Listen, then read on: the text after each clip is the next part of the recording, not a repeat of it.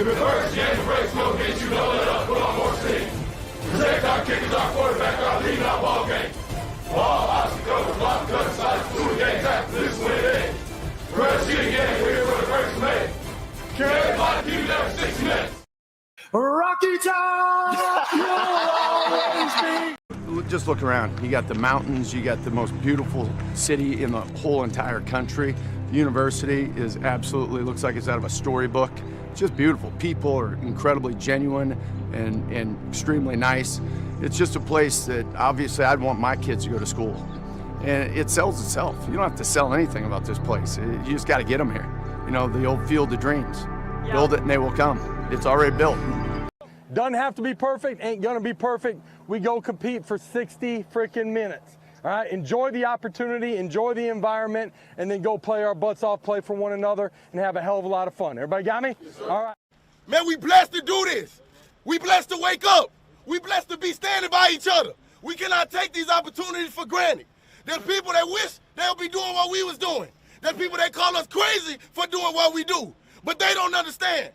Every time we touch this grass, it's a certain mentality you gotta have, and you can't just turn it on. We gotta wake up with it, we gotta train it. We ought to make each other better. I need you. I need you. One of y'all, man. Let's keep this shit fucking rolling. Hey, you guys had this, big brother, good shit. A 1, a 2, a 1, 2, 3. We don't give a damn about the whole state of Alabama, whole state of Alabama, whole state of Alabama. We don't give a damn about the whole state of Alabama. We're from Tennessee. Make the decision. You're either a Vol or you're not, through thick and thin. But you know what? Let's talk a little Vols. That is not me trying to take any shine away from the phenomenal channel Talkin VAWLS, and my guy Boogie Bentley runs. So shout out to them. But let's talk a little Vols here. Another shot, she'll love me again. Run that back, turbo. Make it a double. Whiskey, whiskey, won't you go away? Come again some other day. 'Cause a memory came out to play, and I'm tired of it, tired of it. I don't wanna wonder where she been. Where she at? She was here, now she gone again. Now it's me and all my whiskey friends, and I'm tired of it, tired of it. Yeah, dark brown skin, caught eye contact while walking in. Perfect timing, get beside me, now we locking in. She like, tell me how you want it, on the rocks again. Little salt around the rim, okay. Feel to the top again. Fell back, now I'm back in it. Deal shots got me sending. Big rapper DJ ain't skinny, playing Richard Mille square bending. See me in the club, two-stepping, diamonds around my neck, square dancing. You done made a gangster romantic, fiending for your love, I'm an addict. So addicted, ain't no we can do about it. Country mother, I say what's up, she say howdy. Call you my little cowgirl, how you ride it like a stallion. Don't know why I love it, can't get tired of it. I'm on you bad. Whiskey, whiskey, won't you go away? Come again some other day. 'Cause a memory came out to play, and I'm tired of it, tired of it. I don't wanna wonder where she been. Where she at? She was here, now she gone again. Now it's me and all my whiskey friends, and I'm tired of it, tired of it. Put you up and hide you on the shelf, I swear I'm through with you. You so hard to leave it alone, it's always something new with you. Ain't nowhere to get her gone, gone, gone. So I guess I'm gonna tie one on. She's so cold I had to go and pour you over. Welcome to the Talkin VAWLS Network. My name's Boogie Bentley. He's Coach Jay. What up, Coach? Man, we got a big show tonight.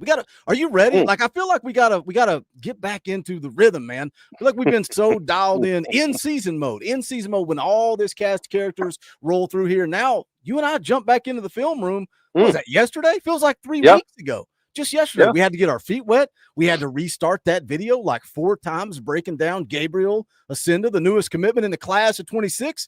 Now we got to get our feet wet for an interview. Are you ready for an interview? Are we live? By the way, are we live? Are we talking about this? Are you ready? You ready to go? You ready? Are you dialed in? Check. Am I muted? Am I muted? Not muted. We do. I am not muted. We do sell a T-shirt that says that. I am not muted, so I'm feeling good, man. I always love when we get these players in here. You know, we can get a little perspective. I know a lot of you fans in there are kind of always really curious about the transfer portal and, you know, how players' minds work and things like that. So, yeah, happy to get into it. Happy to dig in with another player here and kind of find out what makes another Tennessee Volunteer tick. You're nice. You're talking about transfer portal and getting. I want to drag him through the mud. I want to ask him if he's got a girlfriend. I want to get personal. Ooh. I want to see if we can get him in trouble. We'll see what happens. Let's see what's going on in the chat. Y'all being very generous. John Watts drops a $5 super chat. Says door fee GBO. We appreciate that. John Tony Canada drops 2. Appreciate the super chat. Cam becomes a member of the channel. Shout out Cam. We appreciate that support. If you're not a member, hit that join button. You can become a part of the family for just $1. We appreciate that. Todd Landers for 5 says door fee. Go Big Orange. Appreciate it, my man. Brian's been a member for 30 months. John drops a $20 super chat. We got a rule around here. You guys want to embarrass me, make me play the clips. We'll play the dang clips all night long. He says, for Amari, welcome home. We'll play the clip. Rocky Top!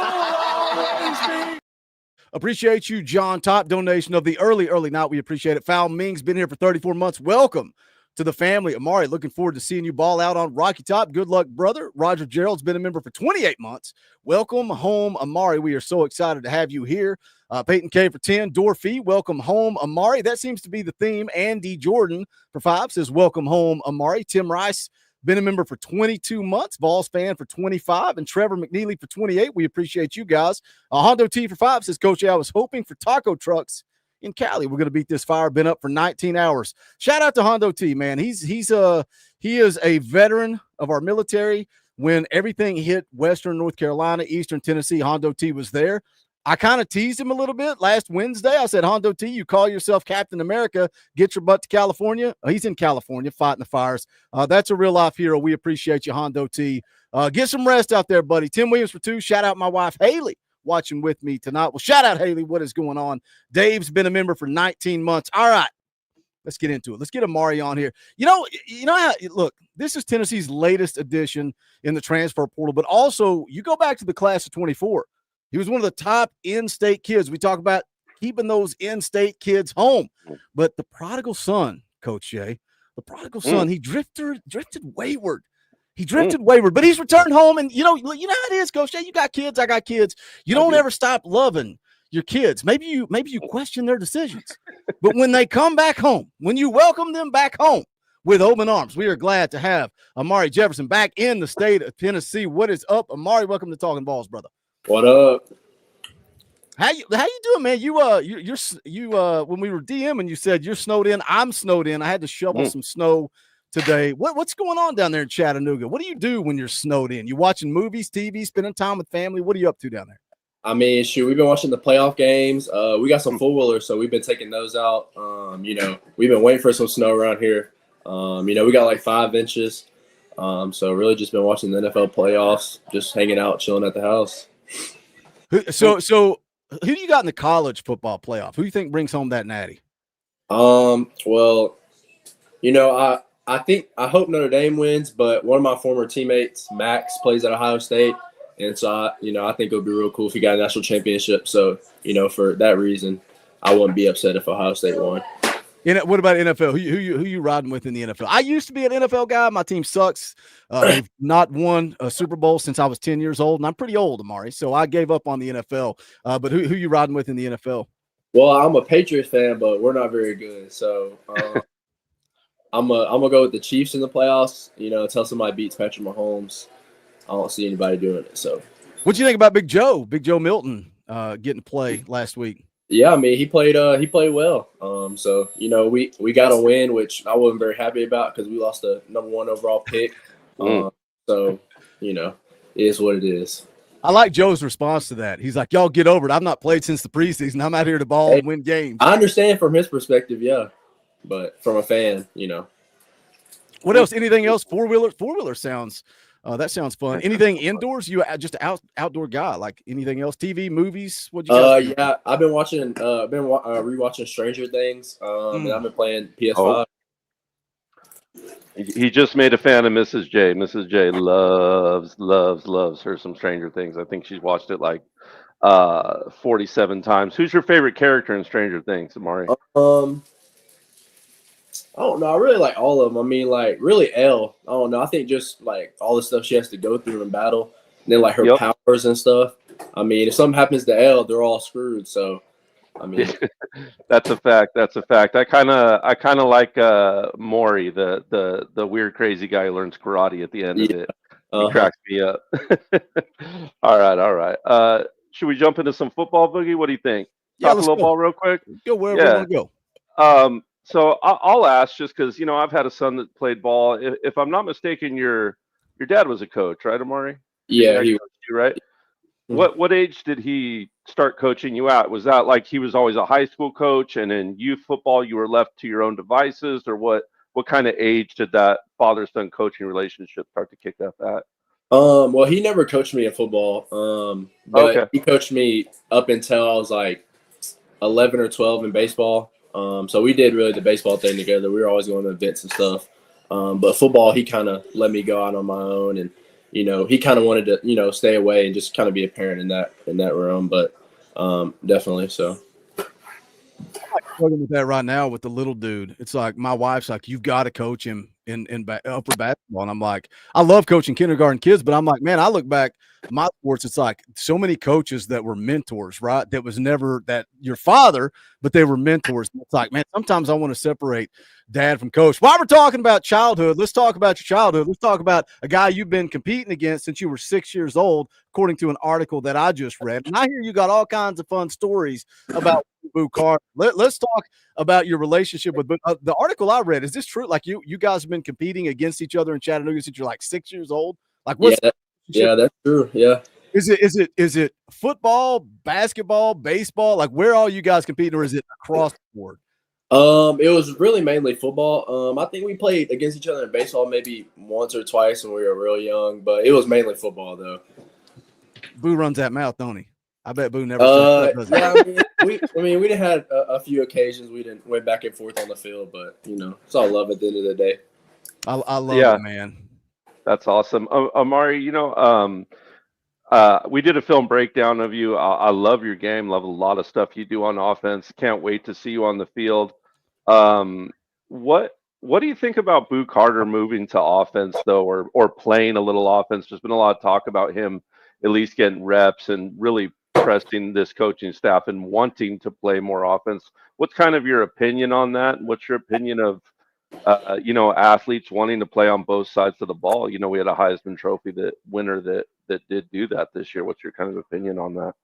I think if some of the best athletes are on defense and they got a history of being able to handle the ball and stuff like that. I think a few touches a game. I don't think that would hurt. We've seen how dynamic Boo is with the ball and stuff throughout his high school career. So I definitely think him getting a few touches here and there will definitely help us. Let me catch up with the chat real quick. Elijah's been a member around here for 43 months. We appreciate you, brother. Says not a California native, but I lived there for 5 years. Hate seeing my home away from home suffering. No doubt, man. No doubt. It's good to see Coach Jay back in the old humble abode. Chase, been a member for 28 months. Hey, y'all. What's up, Boogie Coach Jay? What's up, Vol Nation? Lee Honda for 2 says, welcome. Hey, y'all. Wait, what did I just do? How did I go backwards? Lee Honda for 2. Welcome home, Amari, from a McCallie alum. GBO, Hondo T for 5. Well, welcome home, Amari. Now I get some sleep. Love you guys. Get some rest, Hondo T. You're the man. We appreciate all you do for this country, my man. Let's rewind time. And a lot of people aren't going to like what I'm about to say, but Nick Saban is the greatest college football coach of all time. Like there's no questions, no ifs, ands, or buts. Let's kind of walk through. Let's go back to you coming out of high school. We covered your recruitment here. We kept hoping, man. We kept hoping to get that last visit, get that last opportunity. You commit to Alabama on August the 5th. You signed your letter of intent on December the 20th. January 2024, Nick Saban retires. But what I want to know, what was it like being recruited by Nick Saban?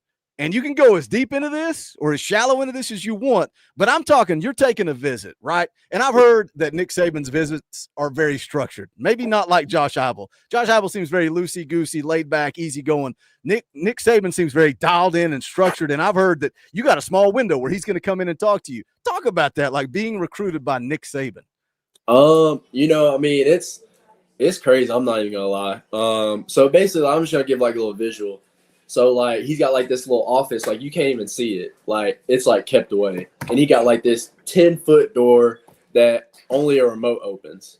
So basically he's got like this little personal assistant and like she'll like keep funneling in guys, stuff like that, and their families. So like they'll like call you up and be like, "Hey, Coach Saban wants to talk to you," and you kind of like sit outside for a couple minutes, and then like the door just kind of like swings open, and then there's Nick Saban just sitting there in the chair. You know, everybody around you nervous. You know, we're about to meet Nick Saban.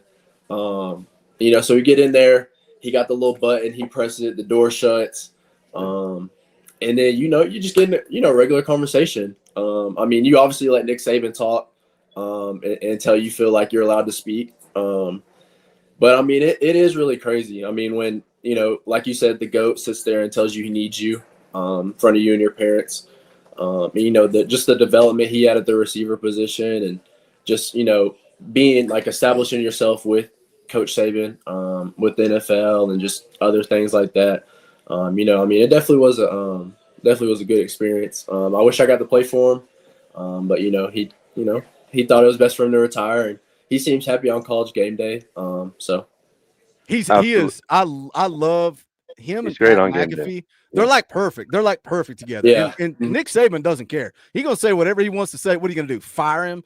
But like on the back half of that, right? You commit. You sign your letter of intent. He retires in January. So you're locked in. You got to go a full year, and this new coaching staff comes in. You're giving them this opportunity. Your transfer portal window went quick, man. You enter the portal. All of us Tennessee fans are like, come on back. We'll welcome you with open arms. It goes fast. No visits. Was it a phone call? Like, what kind of walk through that when Nick Saban retired? Like, when did you know you wanted to come home? Like, because of everything that played out with Nick Saban. Actually, I had already signed, of course, when Nick Saban had retired. So me and my family, we had talks about, trying to figure out what was the best situation for us and stuff like that. And, we tried to reach out and stuff like that and kind of figure out if there was a way for me to get back to Tennessee. Just not knowing who was going to come be the coach at Bama and different stuff like that. We felt comfortable with the Tennessee staff, with it being such a, a close race with me and with Tennessee and Bama at the end. It was very hard to choose one. I was very torn between the two. I mean, leaving your home state or going to play with Coach Saban, it wasn't an easy decision at all. And so, we tried to figure out different situations, but just with me already being signed and stuff like that, it was a big risk, trying to get out of it and stuff like that. So we just ended up, sticking with Bama, and going down there to kind of see what would happen. And, we ended up back at Tennessee, and, that's where I want to be. And so I'm excited to get out there. Awesome. Real quick, and I don't know, I know you had a minor surgery. I don't know what your situation was game week, but what was game week like that week when Alabama played Tennessee? I was thinking about that before the interview, and I could almost liken it to maybe like me going back and coaching against my alma mater or something like that. Was it a personal thing, or was it kind of like, no, I'm just here focusing and doing my thing and, that all that? Well, at that point, I was already done practicing. We were kind of, doing stuff on my hip, getting ready for me to get surgery. So I wasn't really involved with, I was at practice and stuff like that. But, it definitely was probably the most emotional week for me, I'll be honest. Just Alabama going up to Tennessee, playing my home state. It was pretty emotional, I'm not going to lie. I had some mixed emotions about it, because stuff wasn't really going the way I planned at Bama. And, just with Tennessee being so close to home and stuff, I was starting to already, think about maybe hopefully I could get back up to Tennessee if things kind of go how I think they will. But it definitely was an emotional week for me, just with Bama going up to Tennessee and playing. And, I got a lot of friends that I played against, stuff like that played with Tennessee. And, I think that was really the first week, like, I started to feel like, maybe it's best if I just go home, play for Tennessee, just seeing all the stuff that's going on and stuff like that. So I think that was really probably the start of, the thoughts of maybe returning back to Tennessee. I love hearing you talk, because it's like, and I get it. Everybody on this channel, we're fans. Me and Coach A are fans. Everybody in the chat, it's fans. We're not media and reporters and all this type of stuff. We bleed orange. We love Tennessee football. And sometimes we get wrapped up with that. And we see a kid commit elsewhere. And I read comments every day. And it's like, even like David Sanders, like when all the stuff with him down the stretch and he's taking visits to Ohio State, and you're reading comments. And I'm like, man, this is a kid that's trying to make the best decision for him. But in listening to you talk, it's like, I hope if our audience can take anything away from this, it's like you were torn, man. You made the decision. You thought going to Alabama and playing under Nick Saban was the best decision for you. And then when you went that route and Nick Saban left, and then just the emotions, man, of you trying to make the best decision for you. Let's kind of bleed that into this. If you could give advice to maybe a high school sophomore, a high school junior, that's maybe their recruitment starting to pick up, like what advice would you give them as they go through that recruiting process? I definitely just say, like, just take all your visits, because you never know what's going to happen. I mean, I think that's one thing that I probably regret in my recruiting process is just, taking multiple visits to different places, like official visits. I only took 3, and, because I had a lot of trust in Saban and stuff like that. And I didn't really think I was ever going to flip from, Bama and Saban. And then he ended up retiring, and we were stuck in a pretty, unimaginable situation. And so I just say, like, just, take all your visits, like expand, just go see different places and, take your time on it. Like, don't make any early decisions, like just different stuff like that. Yeah. And it came down to the wire for you. So you started kind of, feeling like you wanted to come back home. You finally make the decision to jump into the transfer portal. At that point, is it kind of like, I'm so familiar with Tennessee. I know Coach Hype. I know Halsey real well. I don't feel like I need to check anything else off the box? Or was there a discussion like, hey, how am I going to fit into this? How am I going to work into this? How much did you guys talk scheme? Or was it kind of just, hey, TikTok, time to rock. I know what time it is. Yeah, I mean, definitely. I mean, there wasn't that many days for me. I think we only had like 5 days after we played in Tampa into the portal. So it was a very, quick transition. So we really haven't gotten into any logistics and stuff like that as far as like where they view, like how they see me playing next year and different stuff like that. But it was really just, I want to be up in Knoxville and, they wanted me to come back. And so it's really about just getting that, make sure we could get that done. And then, we'll worry about the rest later on. Let me catch a couple of guys in the chat real quick. Flyfish21 gifted 10 Talkin VAWLS memberships. That is very generous. We appreciate you, Flyfish. Nicholas also drops a $5 super chat. Says, all right, the show can start. I'm here now. Welcome home, Amari. Can't wait to see you in the end zone. Should we start over? You guys want to play the intro again? And let's just rewind time. We'll go back. We can do it for Nicholas. I mean, he's here. He's ready to start the show.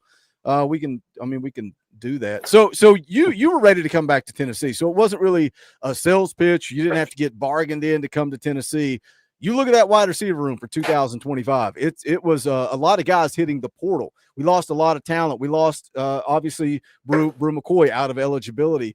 Guys are off to the NFL or hopefully off to the NFL, and then some guys hit the transfer portal. You look at that wide receiver room in 2025, and oh my, what could have been. I remember looking back at that class of 24, and it was Mike Matthews, it was Braylon Staley, and it was Amari Jefferson. Now they're all 3 back together. You also got Chris Brazzell on the outside, Boo Carter, likely to take some snaps on offense. Where do you see yourself in that room? Inside, outside, versatile? Like, what do you bring to that wide receiver room?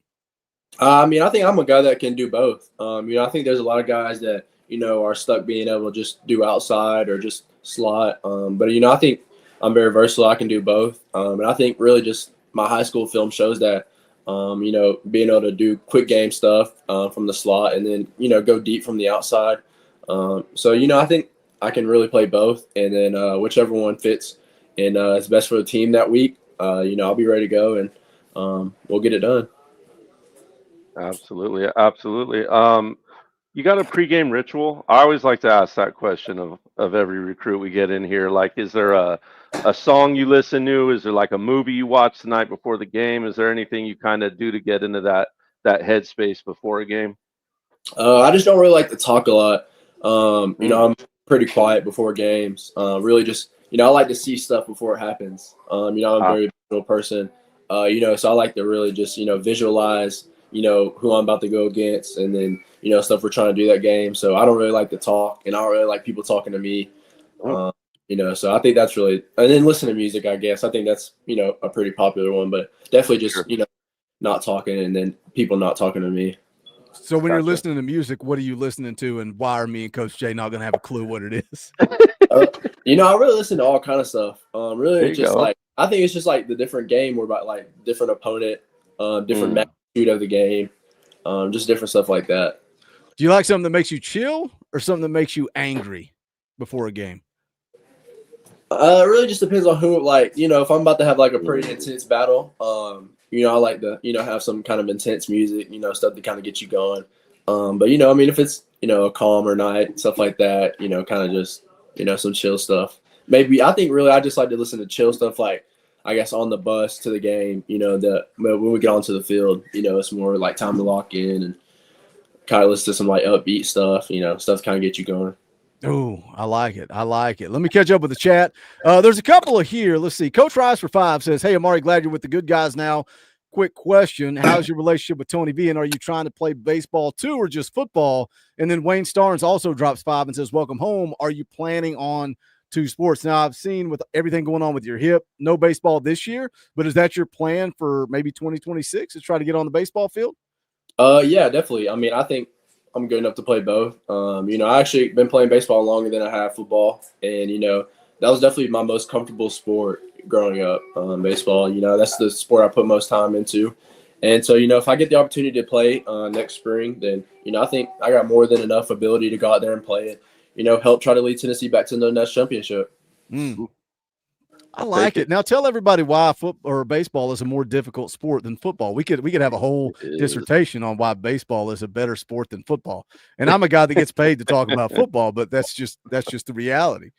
What's harder, hitting a dude that's got a legit curveball or running a slant route correctly? What's harder? I mean, it's not even close. Hitting the baseball is the hardest thing to do in sports, I think. You know, I don't know. Hockey. Maybe we need to get Gabriel Ascend on here and talk about hockey. I can't even stand up on ice skates. Amari, can you stand up on rollerblades? Can you stand up on ice skates? No, but I'm not a hockey player. No. Hitting baseball is the hardest thing to do. I don't care. You can say golf, hockey. I don't care. I'm not saying golf. whatever. Fat dudes drinking beer on a Saturday can play golf. That's not happening. Let's see here. BM Banjo drops a 20 spot. He says an orange boy for Amari. Well, we got a rule around here. You drop an orange boy, we have to play the clip. Rocky Top! Larry drops a $5 super chat. Nothing to say, just a tip in the tip jar. We appreciate that, Larry. Leela McFerrin, glad to see you back. $2 super chat. We appreciate that. Brad drops a 50. You know what, Coach A, you know why he dropped $51? You want to take a guess? He wants to be the leader. He wants to be the leader. He wants to one-up people. It's January. It's the top donation of the year. So now he's got the top donation of the year, the top donation of the month, and the top donation of the night. But we'll play the clip for Brad anyway. Money isn't everything. It's the only thing. And everyone has a price for the $1 Million Man. I guess we'll allow Brad to do it. He says, GBO, welcome home. Brad, get a life. If somebody could please drop $52 and knock Brad off of the leaderboard, I would greatly appreciate it. So we've talked about baseball. We've talked about the portal. We've talked about Nick Saban. We've talked about the wide receiver room. I want to have some fun. I want to talk about the recruiting process as a high school player. What'd you like about it? What'd you hate about it? And I also, you mentioned you didn't take a whole lot of official visits, but you did take some visits. You visited Tennessee, Alabama. You took a visit to Georgia, Mississippi State, South Carolina, Ole Miss. Do you have a Lane Kiffin story? 15 years to the day Lane Kiffin walked out on Tennessee. Is there some way you can throw him under the bus? Not really. Don't burn any bridges. But do you have any fun recruiting stories or just what you loved about it, what you hated about it as a high school prospect? You know, my junior year, Kirby flew a helicopter and landed in the middle of Baylor's campus. After winning the national championship, that was, you know, I think that was just an exciting day, you know, for the whole school. We got a lot of Jordan fans at Baylor. Whoa. Wait. Hold on. What did you just say? Well, Coach Jay, what did he just say? Jordan fans? Did he say wait, Jordan? You got a whole lot of Georgia. You got a whole lot of UGA fans. Okay, I got to cut Amari. I got to cut Amari off. I have to do it. I shouldn't do this, but I'm going to do it. Cam, if you're in Athens and you're listening to the show, I'm going to need you to roll your window down real quick. Roll that window. I'm assuming he's got a man. It's how old we are. He's manly cranking that window down. All right, now you've had time to roll that window down. Now I need you to crank the volume as loud as possible. As loud as it will possibly go. I mean, I want you to blow the doors off of somebody. As loud as it'll go. No, there are no good Georgia fans. Eric, terrible, ugly, disgusting. I think they're all terrible, ugly, disgusting. I don't believe there are good people that pull for Georgia. No, there are no good Georgia fans. There are none. I think they're all terrible, ugly, disgusting human beings. Terrible, ugly, disgusting.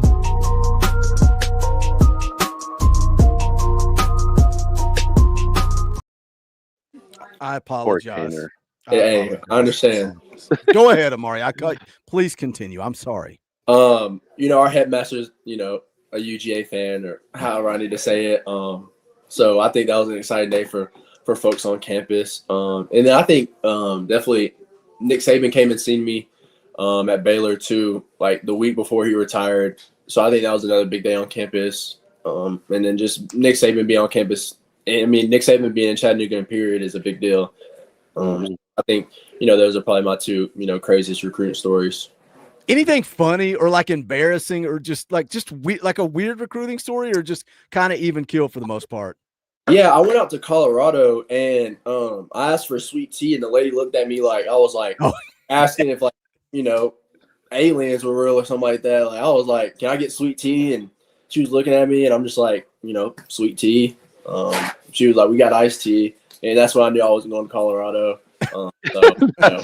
Had to come back to the South. I don't know what you can't go north of Virginia either. You go north of Virginia, you're not getting sweet tea. They're going to look at you that same way. We're going to hand you a tea and 2 Splendas if you come to California and ask for.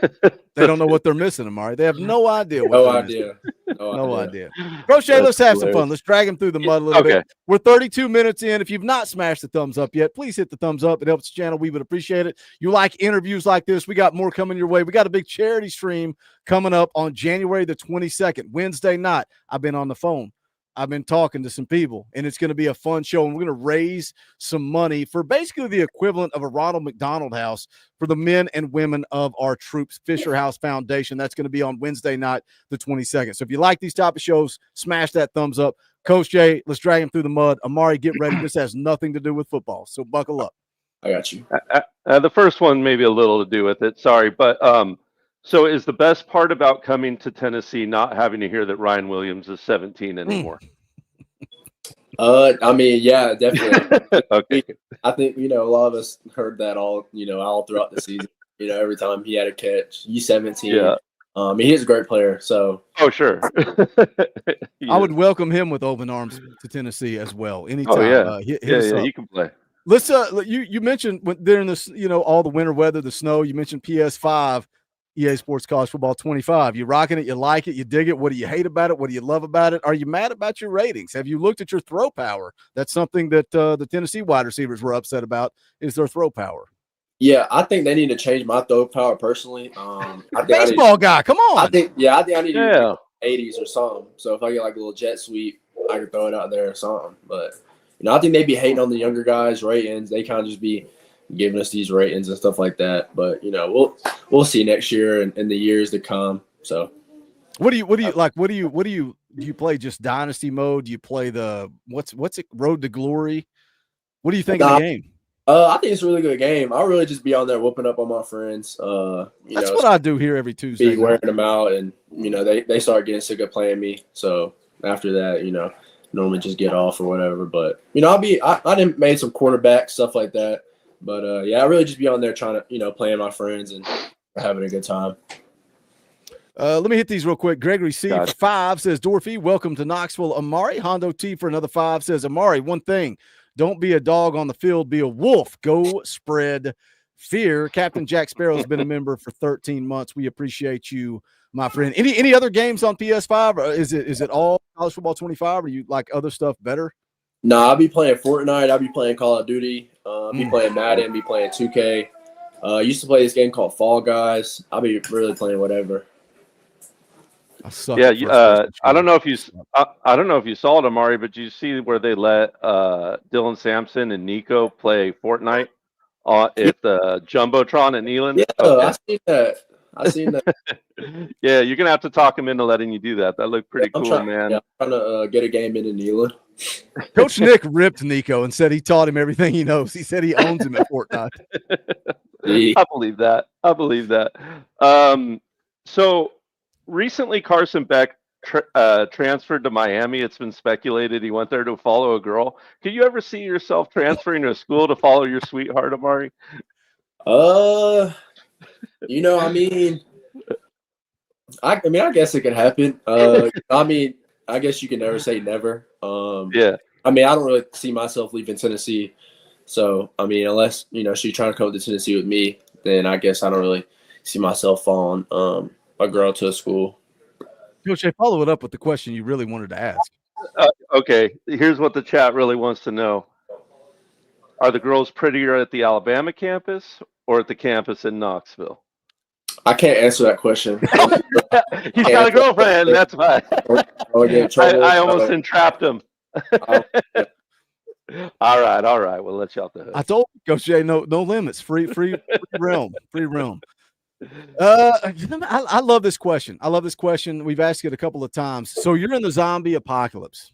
Everything is crashing and burning. Everybody's dying. Zombie apocalypse.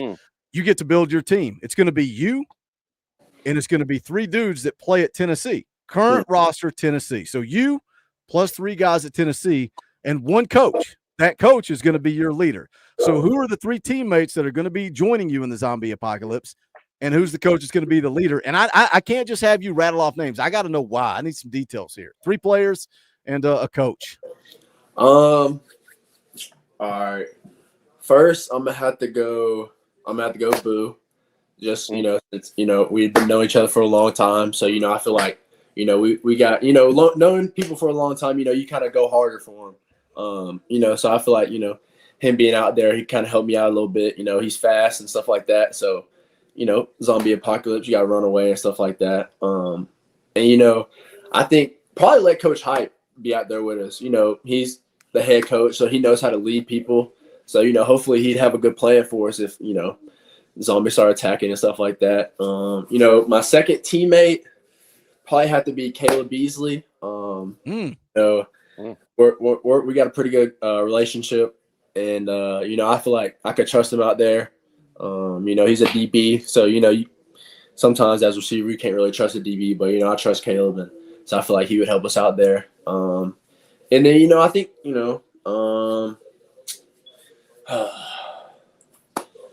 probably Jake Mertlinger. He's gonna be my roommate up in Tennessee. So I think we're gonna have a pretty good connection, and so I think them probably be my 3 teammates I'd have if a zombie apocalypse broke out. Not to go too much back into football, because we love getting getting to know you as a person is what we like. And by the way, I was going to say maybe throw somebody like Sham, throw Sham on your team, or maybe Big David Sanders, because the fat guy's always going to get eaten first. We might have to run away for a lineman or a D lineman. Let those guys get eaten first because you're faster than they are. But real quick, and then Coach Jay can get you back into the mud. But quarterback position. I don't think you're ever going to have to worry about the quarterback position as a wide receiver at Tennessee. Nico, Jake Merklinger, George McIntyre, Faison Brandon. How much does that factor into you as a wide receiver coming to Tennessee? Oh, man. I mean, that's one of the whole reasons I want to get up to Tennessee. Coach Hype on them, they're recruiting the best quarterback every year. So, going up to Tennessee, I know every year I'm going to have a good quarterback. Absolutely. All right, Coach, get him back in the mud. Get him back in the mud. Oh, man, a good mud question. I didn't have a good mud question yet. I just want to know, just a if question. Would you rather live your life in complete darkness or sunlight all the time? You day or night person, Amari? Definitely a day person. Sometimes I'll be going to sleep at like 9:30. If I'm tired, I'm just going to hit the sack for the night. I'm definitely not too much of a night owl, so I definitely say daylight. What is your go-to fast food, junk food restaurant, and what's the order? Definitely. When I was at Bama, I hit Wingstop because we didn't have a Wingstop in Chattanooga when I lived here, and so my first time having Wingstop when I was at Bama, so I had Wingstop every week for a month and a half straight. So I definitely say Wingstop, and probably 10-piece lemon pepper, all flats. Yes. And then a sweet tea, and then ranch, double ranch, 2 ranches, about to get me through. And then speaking my language, all flats, ranch dressing. Let's go. Let's go. What character do you pick in Mario Kart? I don't really know too much about Mario Kart, but I remember playing it. I'm old. but definitely the dude with like the spikes on the back. Bowser. Yeah, No, Bowser. he looked kind of mean. Cooper So or Bowser? I think it's Bowser. Bowser's the big bad. yeah. The big bad. Coach Shay with this 1980s question. I'm sorry. Man. I keep forget I'm old, man. Play these days. I thought the kids Asking played. him about Pong over here. I thought they played Mario Kart these days. Maybe they don't. I'll play it. Who's your hero? Who's your hero and why? I don't know. Probably my dad. He's given a lot of sacrifices since I've been a kid to get me where I've been. We've taken a lot. I mean, we've driven to Miami together, been to Arizona together. We've been all over the country together with sports, and it's really bonded our relationship. We're really close, and so I'd probably just say that's my hero. I love when a young guy tells me that his dad's his hero, and you recognize it at an early age. I love it. Yes, sir. What are you bad at? Like, is it singing? Is it musical instruments? Like, what's something Amari is terrible at? Well, everybody likes to say I don't got no rhythm, but we'll see. No. I mean, I think All right. try to if I score, try to bring out a little touchdown silly, but everybody says I don't got no rhythm. So yeah, y'all can thank my mom for that. Wait, he praises his dad, he buries mom. Let's get on TikTok. Let's get those TikTok dances rolling. Let's see what you got rolling out on TikTok. Look, okay. Is mom coming after on you? the way. Yeah, she mad at me now because I didn't call her out saying. Run. So how can you make it right with mom? Give us your dream vacation. What's dream vacation look like? Probably like a week in Turks and Caicos. Just right there on the water, chilling, like a nice resort. Doing all kind of stuff. Jet skis, all that. So I think that'd really be like a dream vacation. I like it. Favorite tennis shoe? Favorite sneak? I think my favorite one right now is the Vols. I got like 3 pairs of those.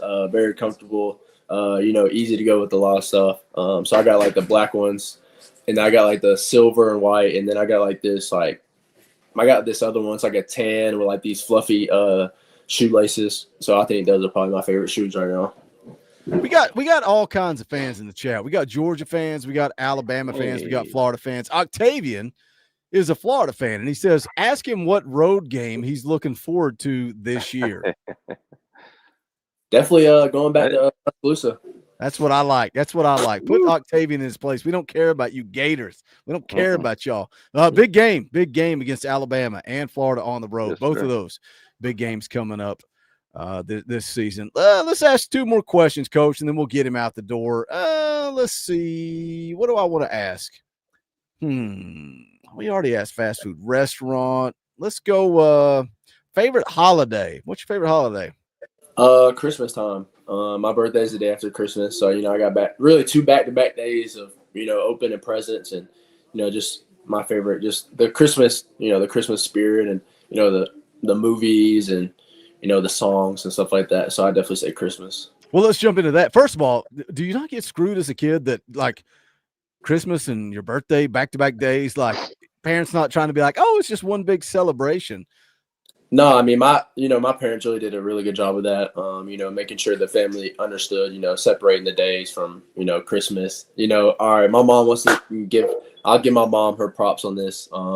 She's really eyeing you down right now. She really made sure that, the family understood that Christmas is Christmas and my birthday is my birthday. So what is today? Today is January the 12th, and my wife is still yelling at me to take the Christmas tree down. She's taking everything else down. I'm like, please let me have the tree for another week, just one more week. What's the go-to? Give me your top 3 Christmas movies, top 3 Christmas songs. All right, Christmas movies. I'm gonna have to go The Grinch, of course. OG, Elf. like OG, Jim Carrey, or cartoon? OG Grinch. Okay. OG, not the new Grinch. OG Grinch. Elf is probably the funniest, and then probably the Home Alone series. We watch those a lot at Christmas time. Those are those always get a good laugh. And then my favorite Christmas songs, definitely Chris Brown's "This Christmas." That's number 1, no questions. And then probably Mariah Carey is probably number 2 with her Christmas song. There you go. I think, what is it? Or I forgot what the title is, but everybody should know. Everybody knows what you're talking about. All I Want for everybody knows Christmas. what I'm talking about.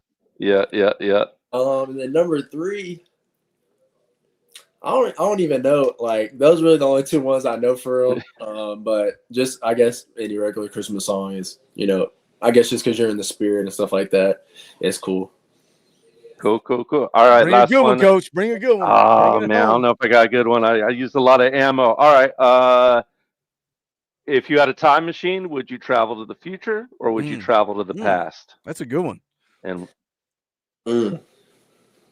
definitely travel to the past. Where are you going? Definitely just be a little kid again. You got no worries.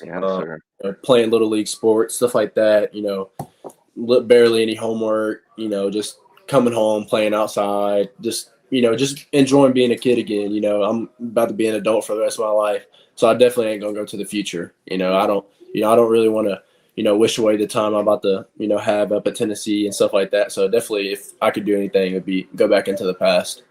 Let me give you some advice as the guy that mom is no longer here with us. Enjoy that time with mom and dad, right? Because like for me, when I hear Coach Jay say that, like I love that you're going back to childhood and soaking in memories. For me, it's like I want to go back to when I can hug my mom, talk to my mom, tell her how much she means to me. But it sounds like you've got your head on your shoulders, man. You said your dad was your hero. You're admiring your mom and the way that she balanced things as a parent. Like for you to be as young as you are and understand that is awesome, man. So pour into that. Love mom and dad. Love your family. Man, it's been a good time having you on. Let me hit a couple of super chats because they're about you. SP Weasel for 10 says, great to have Mr. Jefferson. GBO. Appreciate you, my friend. Chase Tidwell for 2 says, Amari, I like the shirt. They yell at me because I don't wear Tennessee merchandise enough. I'm wearing a good hat. Are you a golfer? You ever play any golf?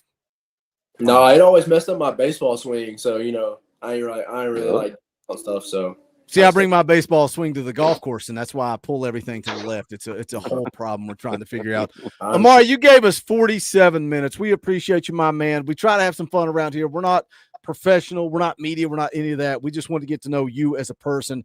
It was a lot of fun. We're glad to have you back home. We're excited about 2025. We're excited to see what you bring to this wide receiver room in 2025. The floor is yours. Talk to Vol Nation. Tell them why you're back home, what you're excited about. This is your opportunity. Take as long as you want. Talk to the Tennessee fan base. I just want to say I'm happy to be back home. We're gonna make some things spark. These coming years, definitely this fall. We're about to get up to work here in a couple of days. We all report. The future is very bright up in Knoxville, and we want to keep asking for your support. And it's the best fan base in the country, no doubt. I seen that. Just throughout living here and stuff like that. So, I'm ready to be involved for life, and let's do this thing. We appreciate you, man. Thank you for the time. We'll catch up soon, man. You need anything, hit me up, hit Coach Jay up. We're here for you. We're behind you. We're pulling for you. Man, take advantage of this spring, man. Get after it. We're excited. Yes, sir. Thank you for having me on the show, man. It was a lot of fun. Absolutely. Go check him out on Twitter. You guys know where. Go search him up. Amari Jefferson. Appreciate your time, brother. See you. Thank you. Thank you. All right, we're going to keep this dang thing moving forward. We got plenty to talk about. I didn't think we had anything to talk about. We got almost 400 people watching live. Do us a favor. Smash the thumbs up. That's easy, man. Y'all can hit that thumbs up. We would greatly appreciate it. Little Spooky been a member for 26 months. We appreciate that support. You got something you want to talk about, drop those super chats. We appreciate you guys supporting what we do. You can also support us by going to bonfire.com/store/Talkin VAWLS. We got all kinds of merchandise, whatever you want, whether it's Talkin VAWLS themed merch, whether it's rivalry shirts, whether it's parody shirts, Vol World Order, because if you're talking Vols, you're talking Vols for life. We got rivalry shirts. You want to be offensive? FUGA, Buck Fama. You want to be a little bit more clean and dialed in? Beat Bama, beat Georgia, beat Florida. It's all there. Go check it out. bonfire.com/store/Talkin VAWLS. You can also support the channel by hitting that join button. It's right down there beside subscribe. You can join for $1. $1. Our goal throughout the offseason is to bring as many of these interviews as possible. And maybe me and Coach Jay ain't perfect. We try to get to know these kids as human beings. It's not all about football. It's not all about recruiting and money and NIL. And it's about getting to know them. And the last 10, 15 minutes of that was a lot of fun. If you like it, we got more coming your way. You can support us by hitting the join button. Again, $1 per month. The links are in the description to buy the merchandise, to support the channel through memberships. Get in where you fit in. We cannot do this without you. We got a couple of topics I want to get into. Coach Jay had no idea what we were going to get into, but I found this just shortly before we went live. David Burgess has been a member for 28 months. We appreciate you, my friend. Let's go take a look. This was popping up on Instagram because everybody's talking about how we are a failure. We're a failure in the transfer portal because of now all we've added is Amari Jefferson. We've added Wendell Moy Jr. So now I want to take a look at this. It's McCready. I didn't even know these guys. McCready and Siskey. One is a former Alabama Ole Miss director of player personnel. The other long-time SEC beat writer. But they made some good points. I saw this on VolQuest. They made some good points about the transfer portal, and I want to kind of break it down with Coach Jay. So let's take a listen. We'll pause. We'll react. We'll talk about it. All right. Let's talk a little bit about the portal, kind of bring this full circle a little bit for the fans. And let me reset. Let's take a look at this first because I think this will kind of set the stage for this clip. This popped up on Twitter. SEC players signed in the transfer portal. Everybody says that Tennessee's failing. Tennessee struck out. Texas, Coach Jay made a pretty deep run, right? They've added 4. Georgia, pretty dang good team, right?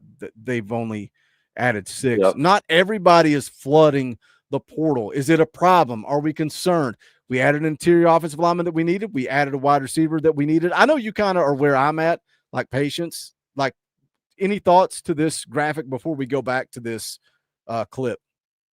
Yeah, I mean, I think you got to find the right additions. Once again, I mean, I think a lot of people feel Florida's going to be really good next year. And look, they added 4. I think we'd all agree that Texas is going to be really good. Now, could you make the argument that, you know, they already have the base that they need a little stronger? You could. I do like the base that we have, though. I don't think we're necessarily done in the portal either. I want to see where we end up. You know, do we add, you know, an Emmanuel Pregion? Do we pick up, you know, one of these other kids that are still out there? Yeah, that remains to be seen, but you got to balance in the right talent. I'm not convinced that the solution is bringing in 16 to 21 new kids every year. It certainly didn't work for Ole Miss last year. Auburn was heavy in the transfer portal the previous year, and they were terrible this season. It's not always a great thing to have multiple holes in your program, and all of a sudden you're little Johnny trying to plug up every hole in the dam with every finger and cork you can get your hand on, right? You want a really, really strong foundation so that you only have 1 or 2 holes you got to plug the leak to. Now, have we plugged all those leaks perfectly? Maybe, maybe not, but I don't want to have a giant issue where we've got to plug in 1 million guys every single year. I want a strong foundation to build on. Yeah, like, it goes back to what we were talking about right before we went live when somebody's talking about Glenn Ellerby and how he's not played any young guys. Well, you've not played any young guys because you had a veteran group across the board, like left to right. It's what are you going to bench? Coop? You're going to bench Spraggs? You're going to bench John Campbell? Like, you had a veteran group where you didn't necessarily need to go to the portal. Now you need to plug some holes. You lost a lot of bodies in the wide receiver room. Amari Jefferson quickly plugs one of those holes. Boo Carter jumping over to play offense gives you another body in that room. I think Tennessee wants to add at least one more wide receiver via the portal. We'll see what happens. And then on the flip side, a lot of people say, oh, y'all are acting crazy. There's going to be a window that opens post-spring. Those are typically not the highly rated prospects that go in post-spring. But I still think Tennessee has an opportunity to plug and place. I think the important thing was protecting Nico. And you add Wendell Moy Jr., you add Emmanuel Pregion, all of a sudden it's like, oh, maybe we're going to be able to protect Nico, let him do what he does. Oh, we've got to overhaul in the wide receiver room. Guess what? Squirrel White wasn't getting it done. Brew McCoy, I love him. VFL, gives his all. I love seeing him out there in California with Nico and Mike Matthews putting in work. Wasn't getting it done. I'm sorry. Call a spade a spade. I'm ready for new bodies. I'm ready to see what this offense looks like in 2025. But I thought this was an interesting graphic. Now let's go back and let's take a look at these comments on Instagram because I think it brings up a lot of valid points that we're going to take a listen to. All right. let's talk a little bit about the portal, kind of bring this full circle a little bit for the fans and kind of understand where we're at, because it's a lot different this year than it's been in the past. As crazy as this sounds, the portal in January of 2025 is completely different than the portal from January 2024. It is a completely different market. Let's talk about what's different. Okay. First thing that's different. I'll say this as you lead into it. It is essentially a economics principle. When rev share has come into the conversation, now teams that did not have money, right? Now they have money. And so you have specifically, let's be specific. Okay. A team like a year ago that maybe had $1.5 million of quote NIL. We probably have around, now they have 15 to 16, 14 to 16 and a half $1 million of salary. Let me ask. Let's start right there, because you're talking about the transfer portal, where a year ago we saw a lot of dudes from smaller schools jump into the portal, and it's going to be like, all right, let me take it to the next level. Let me jump to the SEC. But if all of a sudden you got a Pitt team or whoever, you pick and choose whatever school you want to talk about, they got a little bit more money, and we could say, hey, the Bolitnikoff Award winner that jumped into the portal and went across the country, now we can say, here's a couple mil. You can stay home. All of a sudden, that makes it a little bit more different. And I get it. We can talk about the Branch brothers. We can talk about Noah Thomas. We can talk about all the wide receivers that hit the portal. We've not seen this influx of talent in the portal that Tennessee can just be like, oh, we can go pick and choose. And we got a All-American coming to Knoxville. We got a Bolitnikoff Award winner coming to Knoxville. We got a Heisman Trophy winner coming to Knoxville. I think what they're saying is spot on, Coach. Yeah, I agree. There's just more parity every way you slice it. And they're 100% right. You know, it's why you're seeing random players end up, transferring from Alabama to Kansas State, or, Alabama to Boston College. I think I saw one of those the other day. Or Tennessee to Vanderbilt, Tennessee to Wake Forest, Tennessee to – you're always transfer. App State, Coach, App State, transferring down. Tennessee Junior over there, man. That's right. Yeah, but you're gonna have some new players to mess with in the new football game. Yeah, but I like the parity. I think the parity is good for college football. I'm with everyone. I think we do need better regulation. I don't like that it's the Wild West. It's too messy right now, and I think that's everyone's problem. I think if they can clean that side of it up a little bit. And no, I don't have all the answers on how to do that, but if they can get it clean, then I think the parity is awesome, and I think it's great for college football. I mean, we're watching a playoff right now. These are two teams that wouldn't have played for the championship 2 years ago in the last system that we had, or any of the previous systems, right? So it gives teams time to mature and get clicking at the right time, and gets more fan bases involved. I think that's awesome and great for college football. So I'm happy with that, and I can live with it. I'd just like to see it cleaned up a little too much of a zoo right now. I think the parity in college football also goes back to Tennessee being 10-2 and making it to the college football playoff, and everybody's freaking out and yelling and screaming and complaining and said, oh, we didn't look dominant. Yeah, we didn't look dominant, but who has looked dominant? Alabama didn't even make the college football playoff. Georgia was beatable all year long. Like, everybody in college football was beatable. Yes, Ohio State looked pretty dominant in the college football playoff. And now what does that mean? They beat the brakes off of Tennessee. Now they're rolling into the national championship. What happens if Ohio State wins the Natty? Do our fans pump the brakes and be like, oh, maybe I shouldn't have yelled so much about Tennessee losing that? Of course not. They're going to continue Probably not. to put on more steam and continue to yell and scream and cry. Let's hear more. This is very spot on analysis here. Good question. Just a guesstimation. Okay. Of the 70 Power 5 schools, Power 4 schools, where the hell we're going to call them. Okay. How many of those schools I'm with him? Power 5, do you think Power last 4, year Gold had Jacket, Green over Jacket? a $10 million budget to buy players? More than 10 million? More than 10 million. 20. Maybe, right? And that's ballpark. Ish. All right. Do you know how many of the 70 are going to have over $10 million this year? I mean, it'll be 65. How much difference does that make? The revenue sharing, Coach Jay? You're talking about 10, 20 teams that had that much money, and now 60, 70 teams have that much money, and that's good. That is good. That is keeping these elite programs from being able to poach talent. I still think they need some type of salary cap. They need some type of restrictions. They need some type of governing body. Does Nick Saban step in as the commissioner of college football? They got to rein it in. But I think revenue sharing is making it more of an equal playing field based on what they're saying right here. Agreed. Totally agree. I mean, going back to Ohio State, and what I was saying with them not making it, I mean, yeah, they're clicking right now, and they look like, for those horse racing fans out there, they look like much the best horse right now, right? They just do. They look a lot better than anyone else.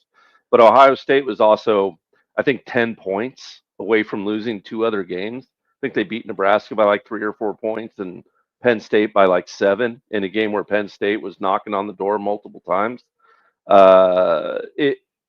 It kind of erased that, the revenue sharing, that is, kind of erased that worry too about the regular season not meaning anything.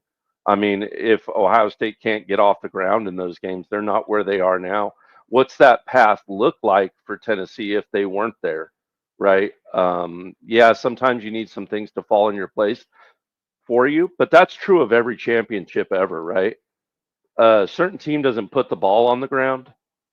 Tennessee doesn't win the national championship in 98, right? Pretty much every title team you can name needed a couple breaks to go their way at a certain point, and a couple breaks didn't go our way at a certain point, right?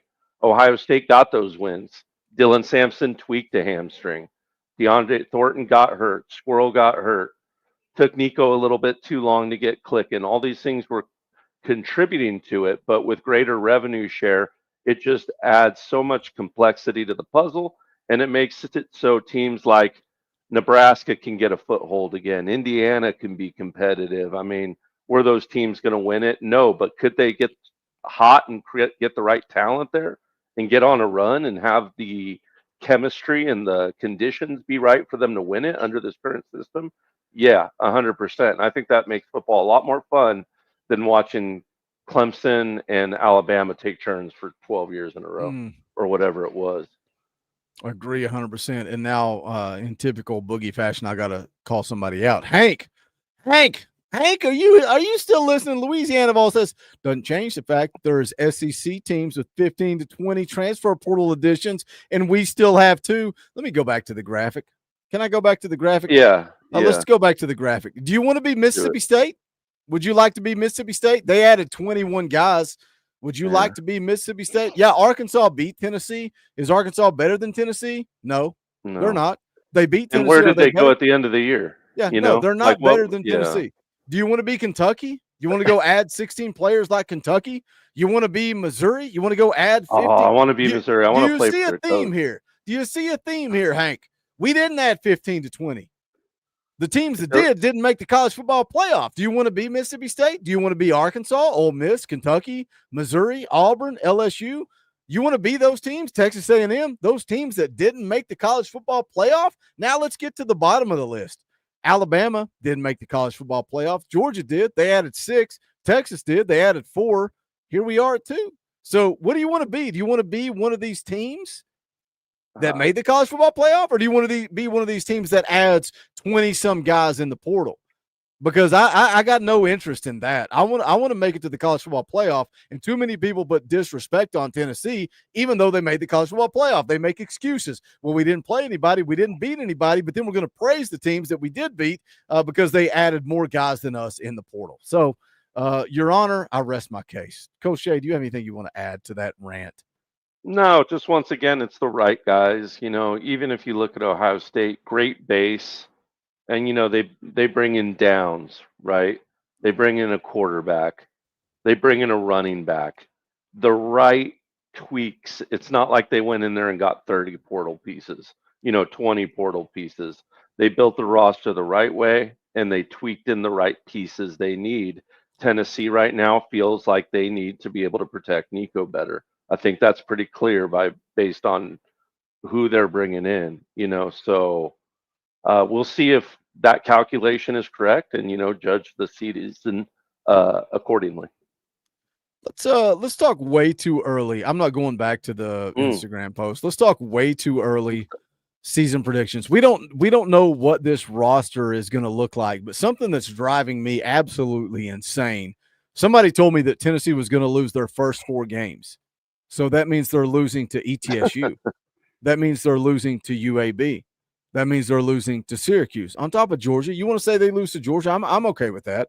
But I've seen people in the comment sections of this channel saying that Tennessee is going to start the year 0-4. I look at this schedule, and it's the mirror image of last year. You're going to flip home and away. Yes, it's going to be tough. You got to go on the road to Alabama. You got to go on the road to Florida. You got Georgia at home early in the year. That's tough. What, Coach, what are you like? It's hard to just say don't look at the roster. You're gonna look at the roster. It's gonna be in the back. It's gonna be in the back of your mind. But like we're going into year 5. Like, what are your expectations? Because for me, the expectation in 2024 was college football playoff. We got it done. Check the box. We got it done. We got bounced. We got embarrassed. And I think that's part of the problem. We got embarrassed in that first round. That's why so many people are irate. What's the expectation for 2025? Year 2 of Nico as a full-time starter, year 3 in the system. What's your expectation? I mean, the expectation's always growth and to get better. You put the quote up there all the time, right? Was it like some people, talk about getting better, some people work at it, right? So it's always got to be to improve. You have to be. If you're not getting better, you're getting worse. So it's got to be to improve. And my expectation for this season is pretty plain and simple. There's a couple things that we need to overcome that we haven't been able to overcome, areas of growth that I feel like I've identified and other people have too. And you have a chance to execute at least one of them this year. Here's some opportunities. Let me talk about it. Georgia, you have yet to solve the Georgia problem yet, right? You've got a chance. You catch them early. They're going to be working in a new quarterback, right? New was that wide Mrs. J receivers. sneezing, by the way? It was so loud. Sorry. You're all right. No, it was. Oh man. Yeah. Bless you. No, it Bless totally you, was. Mrs. J. Bless you. Bless you, Mrs. J. Bless you, Mrs. J. She says thank you. Yeah. So Georgia, number 1, right? You got to solve that problem. You have a great opportunity. You're in Knoxville. Heupel's been amazing in Knoxville, pretty much unbeatable except for Georgia. You catch them at the right time here, I feel. Can we get over that hump? And then also the road woes. Heupel, we've talked about, is going to start being on the clock this year when it comes to being on the road. Alabama, that's going to be a big road game. It's a gettable road game, though. It's a big road game. It's one that we weren't winning in the past. We can get that road game. I truly feel like we can. Also, your unexpected road loss that you get once a year. That's the third thing, actually, if I'm throwing it in there. The other tough road game being Florida, of course. But that random road loss that's been sneaking up on us, to Arkansas last year, to South Carolina 2 years ago. Circling Kentucky? You going to circle Kentucky this year? We can either circle. I mean, God, I hate to circle Kentucky because we're daddy, or Mississippi State or something weird like that. They've got a good quarterback down there. That slip up game. I think a lot of people were worried about Syracuse possibly being that slip up game. I'll tell you what, that game looks a lot different with Kyle McCord going to the NFL. He officially announced that. All of a sudden, Syracuse is replacing 15 starters from a really good team and the most prolific quarterback they've had since, I don't want to say Donovan McNabb. I wanted to say Cade McNair, but it's Donovan McNabb, I believe. And Tennessee beat him in '98 to open the season. I think Tennessee handles that game relatively easy now, actually. And then all the little games, we're not worried about it. But those are the areas where I'm really going to be looking at. And yeah, my eyes are going to be on Nico. My eyes are going to be on the offense. My eyes are going to be on the offensive line. All these developmental points that we've talked about, sure. But those tests are what I'm looking for. Can we get over the hump on the road, right? Can we click on all cylinders? Can Tim Banks play aggressive Neyland style business? games away from Neyland Stadium? Can we get over the hump against Georgia? Can we get clicking early and do it against elite SEC competition? Those are the things I'm looking towards, almost as much as the playoffs or anything else, Boogie, is can we solve those problems moving forward, or are they going to continue to be a thorn in Tennessee's side? Yeah, you brought up all the good points, right? Can you get over the Georgia hurdle? That's a big one. That's the only you've lost one game at home in 3 years, and it's Georgia. Can you get over that hurdle? You struggle on the road.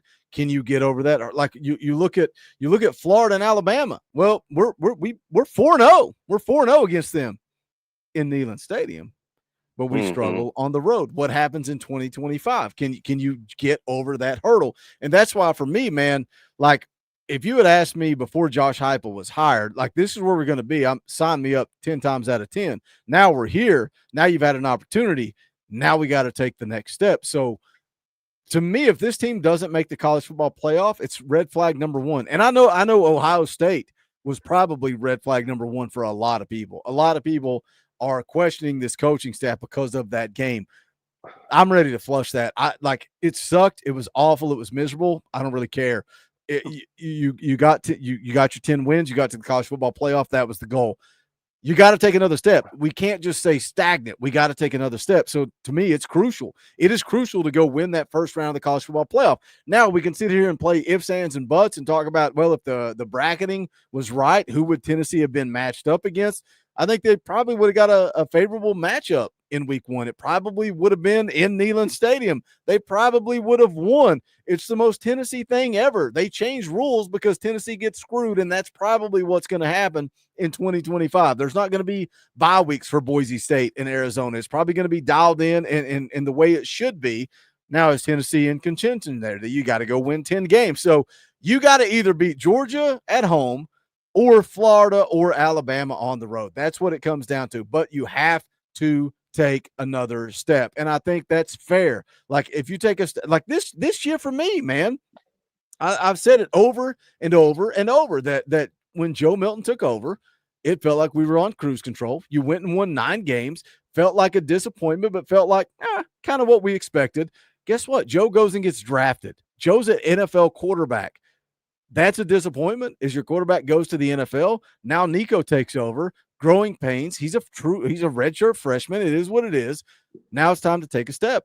It's time to take a step. So does that mean we got to go win the first round of the college football playoff? I don't know. I think you got to at least win 10 games. You can't go backwards. We have to keep maintaining or moving forward. Let me catch up with you guys, dropping some super chats. Michael Woolley, been a member for 13 months. We appreciate you, brother. Luke Thompson for 4. Door and late fee. So he doubled that $2 super chat to 4. We appreciate you. Brandon Hall. Wait, hold on. He's dropped $30 back to back. For 10, is it not easier to let another team pay to develop?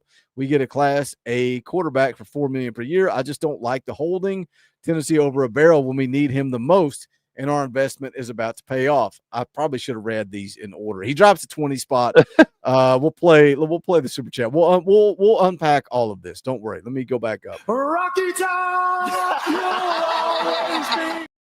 Let me read all this in order. Brandon says, I love Nico, but at this point we paid $2.6 million for year 1 to learn, and $2.6 million. Hold on a second. His contract's $8 million. So that's probably about right. $8 million for 3 years. $2.6 million year 2 to play as an average quarterback. Now, when the fruit is about bare, his dad threatens to transfer him. I don't know that that's accurate. Means we spent 5.3 to develop him. Is it not easier to let another team pay to develop? We get a Class A quarterback for $4 million per year. I just don't like the holding Tennessee over a barrel when we need him the most, and our investment is about to pay off. Let me take this, Coach, and then you. Okay, go. You're biting your lip. Let's breathe. Calm down. Breathe. Let me take. All right, go ahead. Nico and his family did not hold Tennessee over a barrel. They did not push for more money. They did not get more money. Nico is not getting paid a penny more than his contract. What Nico did was sit down with his coaching staff and say, what are you going to do allegedly? I don't know that this is accurate. This is what I've read. I ain't talking to Nico. I ain't talking to Coach Nick. I'm speculating based on the guys that I trust that put out information. Nico and his family sat down with his coaching staff, said, what are you going to do to protect me on the offensive line because all the dudes are leaving? And what are you going to do in this wide receiver room because there's been a mass exodus of players to hit the portal? I think Nico got the answers he wanted. Look at Mike Matthews. Flirted with the portal, teased the portal.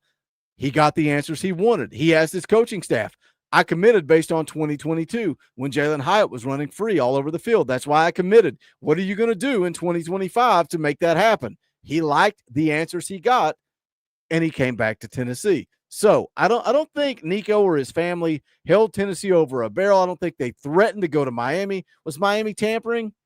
I believe so. I think so. That's one man's opinion. But I don't think Nico was ever really flirting with leaving. I think he was asking questions. What are you going to do to surround me with talent?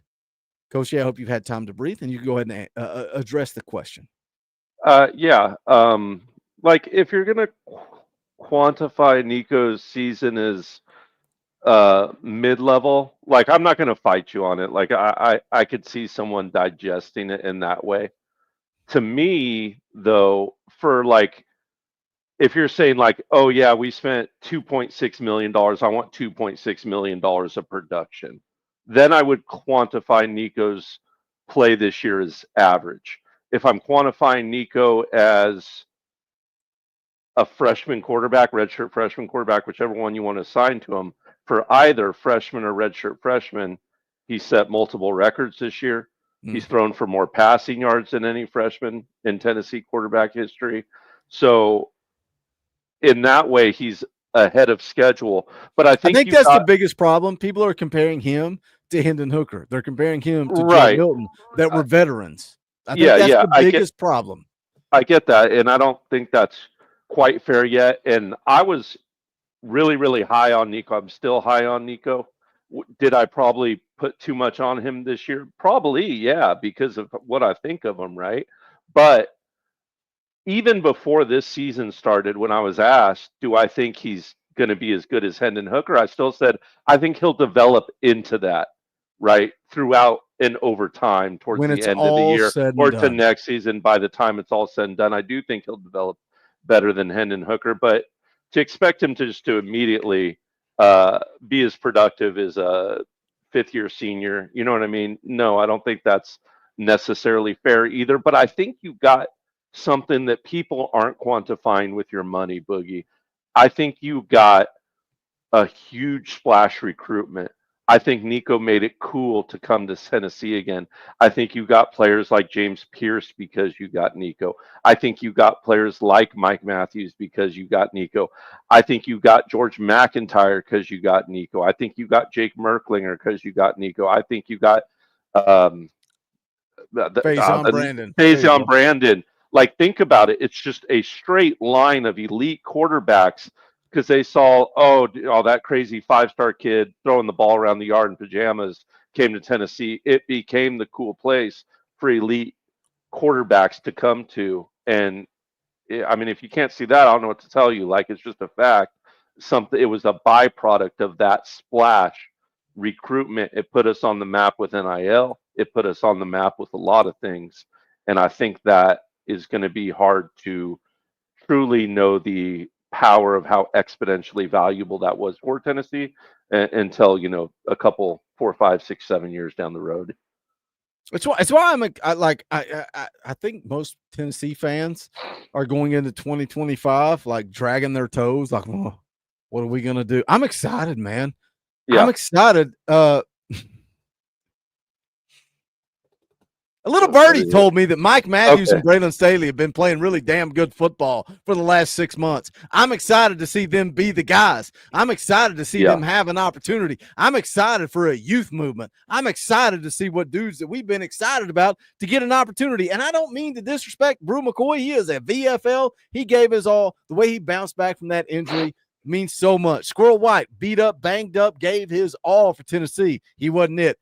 Guess what? Mike Matthews, Braylon Staley, you're on deck. Chris Brazzell, year 2 in the system. I said 3. I meant 2. I'm ready to go, man. I am excited. I am excited for these young guys to come in and get an opportunity. Everybody that's complaining about Glenn Ellerby and the young offensive linemen never get an opportunity. Well, that's because you got 35. This is me talking to Coach Jay in the back room before we went live. You got 35-year-old grown men playing offensive line. Were they good enough? I don't know, but they're veteran dudes. It's hard to put Cooper Mays, Javonte Spraggins, John Campbell. It's hard to put those guys on the bench. And now you got Lance Hurd. You got David Sanders. You got guys in the portal. Wendell Moy Jr. Do you go get Pregnon? If you do, I think, does William Satterwhite develop at center? I'm excited about a youth movement around Nico, who I think is a legitimate dude that didn't get a fair shake because he wasn't protected. The wide receivers didn't deliver. Guess what? Now you got a youth movement. Can the offensive line protect him? Can those wide receivers, Mike Matthews, Braylon Staley, can they go make plays? I'm freaking excited. It's fresh blood, Coach Jay. I'm ready to freaking go. I think 2025 could be the year. I'm excited too. I think we finally will get some questions answered about development too, because it is kind of that first year of complete turnover, really from Pruitt's staff, right? So we're going to see what we've made of all this. How do we develop? Look, every single football team, and everyone's guilty of it, right? Everyone picks up the Athlon magazine or reads up on the previous year, and all of a sudden you're trying to judge a team based on the previous season, but every season is different. And yeah, you can draw some parallels, right? From year to year at time. There are similar storylines, but every team evolves and gets better. Younger kids improved, or you would never have a Hendon Hooker. You would never have a Dylan Sampson. Players like that get better over time. How does these young players get better? How good does Mike Matthews become? How good does Nico become? Does that offensive line get the last few pieces that they need?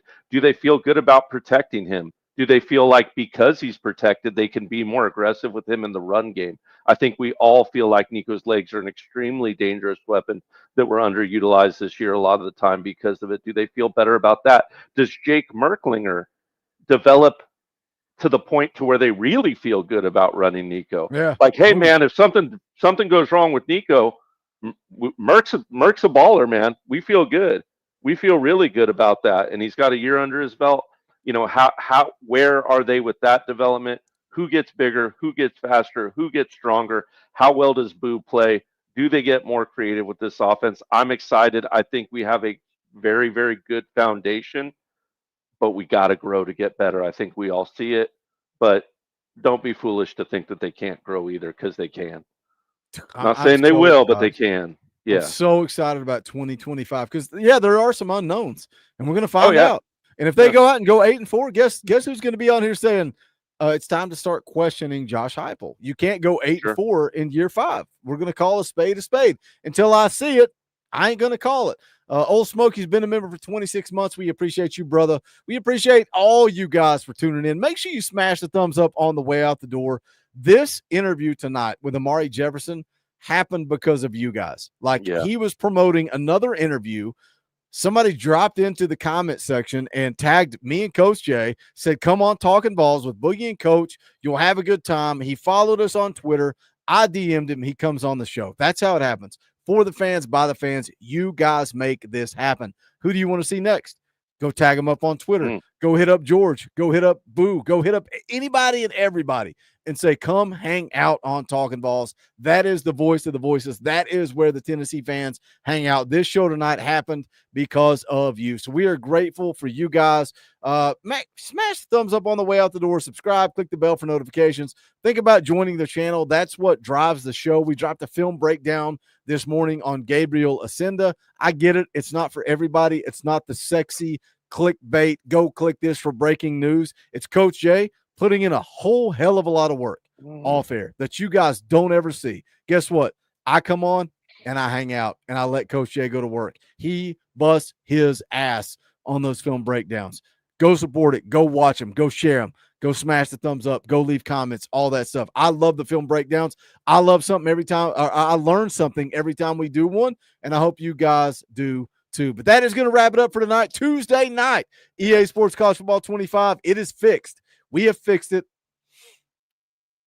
I changed one setting on my PlayStation. It was my fault. All that yelling and screaming was my fault. It was my fault. We're going to be fixed on Tuesday night. DJ Boogie is back. We can play music. We can have a good time.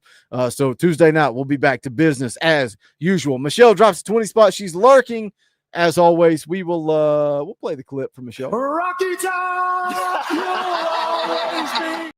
Shout out, Michelle. We appreciate you. I wish somebody would have dropped $52. I really want to get Brad off the leaderboard. Maybe, just maybe. Sean will do it. Sean will do it Tuesday night. Sean will knock Brad right off the leaderboard. But we are going to call it a night. We appreciate you guys. We love you guys. All kinds of content coming your way. We're going to break down Wendell Moy Jr. coming up soon. EA Sports College Football on Tuesday night. Stay tuned in. Stay dialed in. But that is going to do it for this one. For Coach Jay, my name's Boogie Bentley. This is the Talkin VAWLS Network. Go Big Orange.